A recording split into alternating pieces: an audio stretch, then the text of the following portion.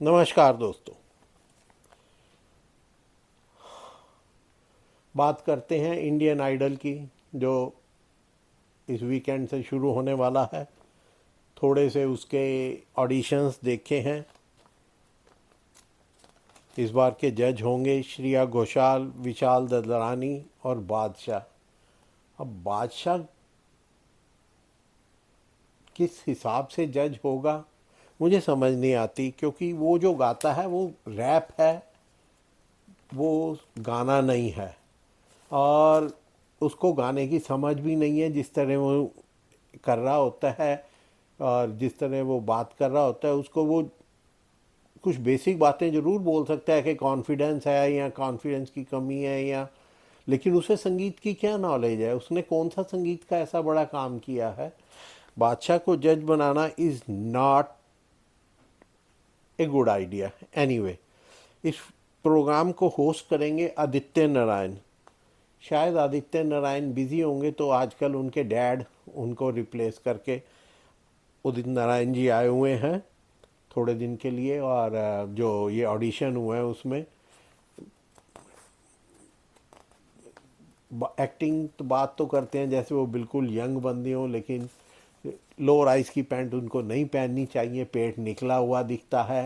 और जिस तरह की वो हरकत करती हैं एक 60-65 साल के बंदे को अच्छी नहीं लगती, चाहे वो होस्टिंग कर रहे हैं किसी। एनीवे, जो भी है, चलो, कल को आदित्य नारायण आ जाएंगे तो अच्छी होस्टिंग चलेगी। और 18 अक्टूबर से इसकी स्टार्टिंग हुई है। एक्चुअली जुलाई से ही स्टार्टिंग हुई है। 18 अक्टूबर से इसको दिखाना शुरू किया है सोनी टीवी पे। नहीं तो इसके ऑडिशन कोलकाता में जुलाई 16 को SPK जैन फ्यूचरिस्टिक इंस्टीट्यूट में हुए। उसके बाद नई दिल्ली के द्वारका के सेंट्रल एकेडमी स्कूल में अगस्त 17 को हुए। और फिर पवार पब्लिक स्कूल मुंबई में अगस्त 24 को ऑडिशंस हुए। 3 दिन ही हुए, काफ़ी हो जाते हैं। और एक लंबी लिस्ट है लोगों की जिसको इन्होंने सेलेक्ट किया है।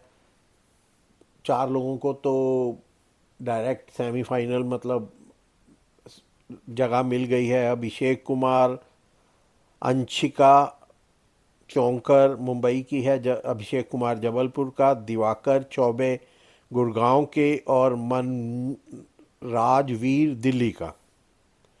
इसके अलावा करीब 22-23 लोग और भी इन्होंने, जो नेक्स्ट राउंड में जाएंगे और जहाँ पे धड़ाधड़ लोगों को निकाला जाएगा। और फिर 10-15 10 4 तो वो हो गए, 12 एक बचेंगे।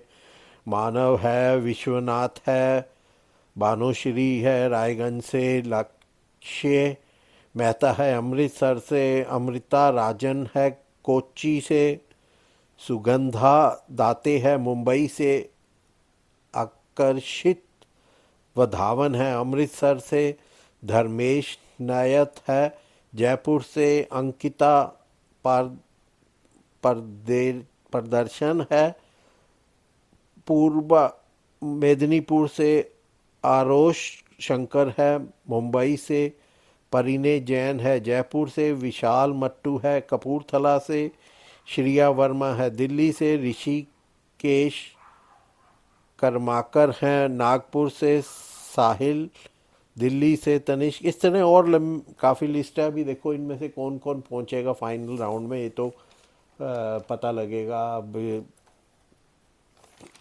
इस वीकेंड जब ये प्रोग्राम स्टार्ट होगा, या मंडे से होगा शायद। तो मैं देख रहा था, गिने चुने लोग ही हैं जो आज। अभिजीत सावंत कहाँ है? उसका कभी कभी कोई एक आधा गाना आ जाता है, तो क्या उसको बहुत ज़्यादा फायदा हुआ इस प्रोग्राम में आके, कितना? और लेकिन श्रेया घोषाल तो है, वो भी तो यहीं से आई हैं। और पर ज़्यादातर लोगों का पता नहीं। वो सलमान अली है, वो तो गैमलिंग के चक्कर में पड़ गए, जुआबाजी की एडवर्टाइज करते हैं। और ये मुझे बहुत शर्मनाक लगती है कि तुम्हारे को और बहुत रास्ते हैं पैसे कमाने के, तुम गंदी बातें पर बड़े बड़े एक्टर करते हैं ये बेचारे गरीबों से, क्योंकि सलमान अली तो मेवात एरिया का वो गरीब मुसलमान इलाका है, यहाँ तो बहुत ही बेचारे छोटे किस्म के लोग रहते हैं, कोई एक आधा तरक्की कर गया तो अलग बात है। तो इनको तो क्या कहना, लेकिन जिस तरह बड़े बड़े एक्टर, कोई पान मसाले की एडवर्टाइज कर रहा है, कोई शराब की एडवर्टाइज कर रहा है, अमिताभ बच्चन जैसे लोगों को शर्म नहीं आती इस तरह के काम करते हुए, शाहरुख खान, सलमान खान, सभी गलत चीज़ों की क्यों एडवर्टाइज करते हैं? अच्छे काम करो, लोगों को अच्छे रास्ते डालो।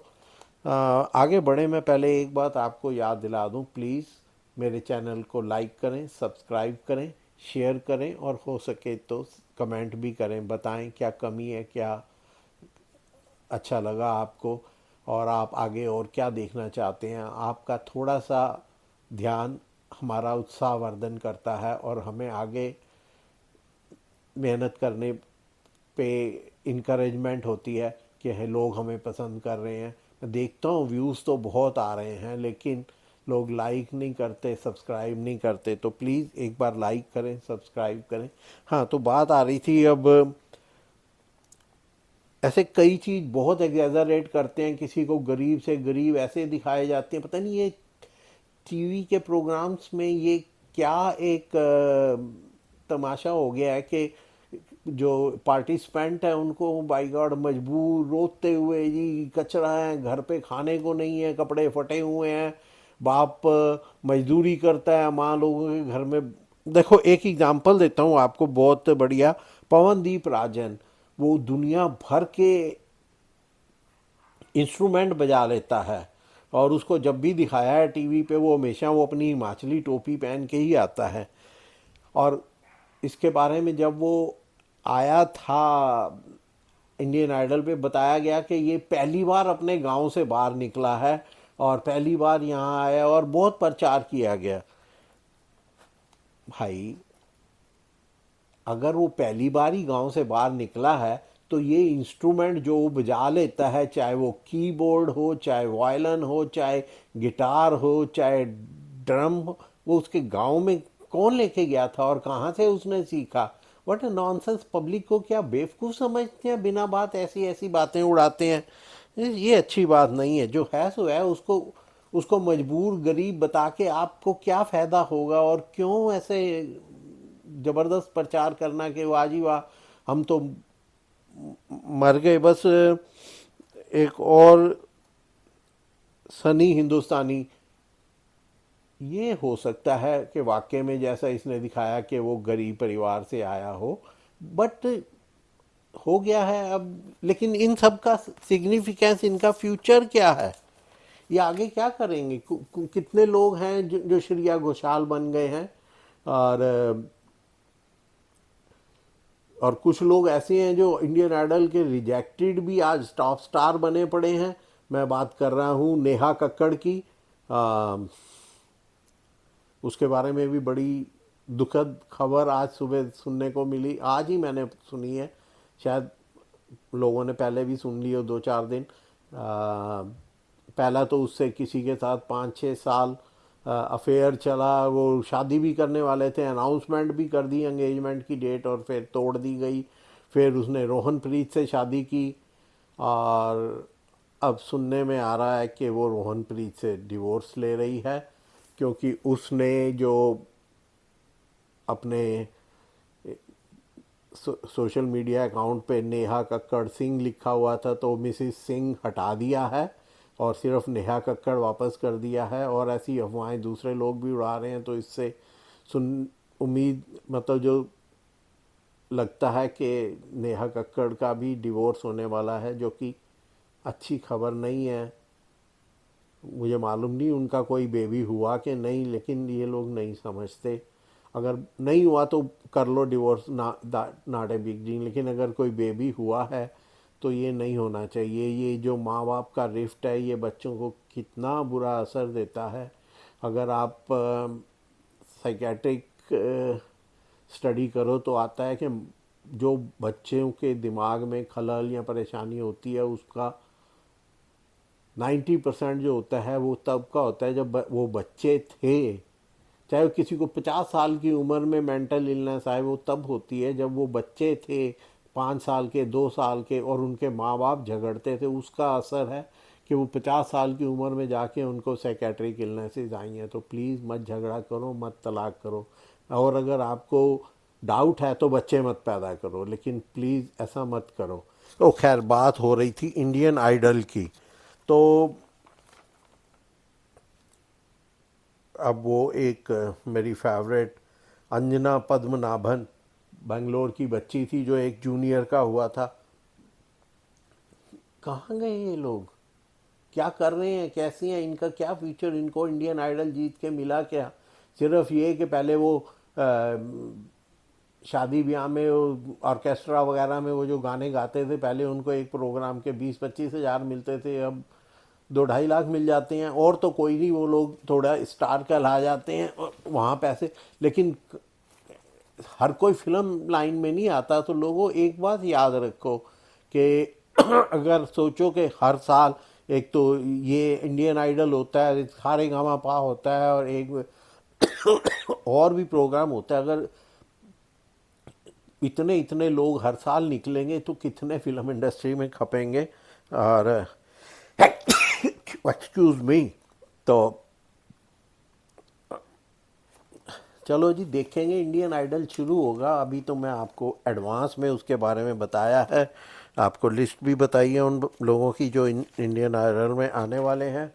जो पहले आए, पहला इंडियन आइडल अभिजीत सावंत था, दूसरा संदीप आचार्य, तीसरा प्रशांत तमंग, चौथा सुरभि डिबारमा, पांचवा श्री रामचंद्रा, विपुल मेहता, अंजना पद्मनाभन, अनन्या नंदी, एलवी रेवांथा, सलमान अली, सनी हिंदुस्तानी, पवनदीप राजन, ऋषि सिंह, वैभव गुप्ता, मनासी घोष।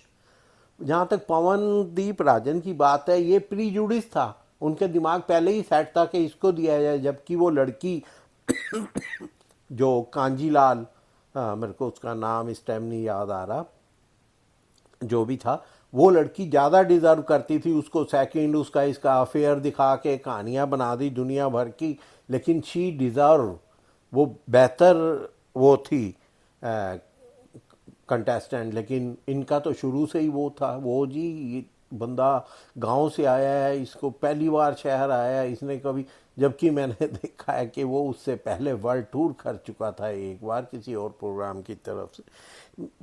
क्यों गलत उड़ाते हैं, क्यों ऐसी बात करते हैं, क्यों बेचारा दिखाया जाता है?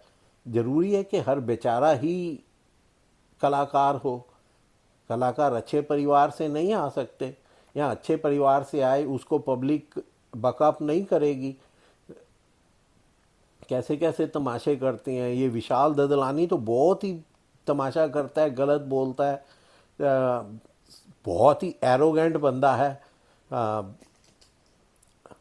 श्रेया घोषाल जितना अच्छा कलाकार तो कुछ नहीं, उसके गाने के लिए ना तो किसी म्यूज़िक की ज़रूरत है, ना किसी और की। वो तो रियल, जिसे भारत कोकिला कहा जाना चाहिए, इतनी सुंदर आवाज़ है। लता की आवाज़ भी मेरे हिसाब से उसके आगे कुछ नहीं है। तो देखिएगा, अगले हफ्ते से शुरू होगा इंडियन आइडल, और कैसे कहाँ तक बात पहुँचती है, कौन जीतता है। पिछले साल तो इन्होंने बहुत ही हद कर दी थी, जो किसी को निकाल ही नहीं रहे थे, 4-4 हफ्ते की, पता नहीं फरवरी मार्च तक खींच के ले गए थे, काफ़ी लंबा खींच के ले गए थे। और चला टीआरपी आ रही है, एडवर्टाइज तो उसके नाम से एडवर्टाइज मिल रही है, और खींचे जाओ, मत निकालो, लोगों के कंपटीशन कराए जाओ, गाने गवाए जाओ, और आगे खिसकाई जाओ। अब इस साल ऐसे ही उसका है, कौन बनेगा करोड़पति से। हालांकि सुना है इस टाइम उसकी टीआरपी डाउन जा रही है, लेकिन जब तुम उसका 25th वो जो है उसका नया वो मना चुके हो 25 साल उसके, आपने पिछले साल का चलता हुआ जैसे इस साल में आया तो आपने उसको उसी में कंटिन्यू कर दिया, फिर इस साल और लाने की क्या जरूरत थी? क्या सोनी को लगता है जो चीज़ बिकती है बेचो? पता नहीं, अमिताभ बच्चन आज है कल ना हो, अमिताभ बच्चन के नाम से तो स्टोर शो चल रहा है। अब काफ़ी बड़ी उम्र होगी, अगले साल पेश कर सकेगा नहीं कर सकेगा। जब तक दिए में तेल है तब तक जलाए जाओ। अच्छी बात नहीं है। बेचारे बुजुर्ग आदमी हैं। और तो देखिए इंडियन आइडल और कौन बनेगा करोड़पति भी, और भी जो प्रोग्राम है। और मुझे इजाज़त दीजिए, नमस्कार।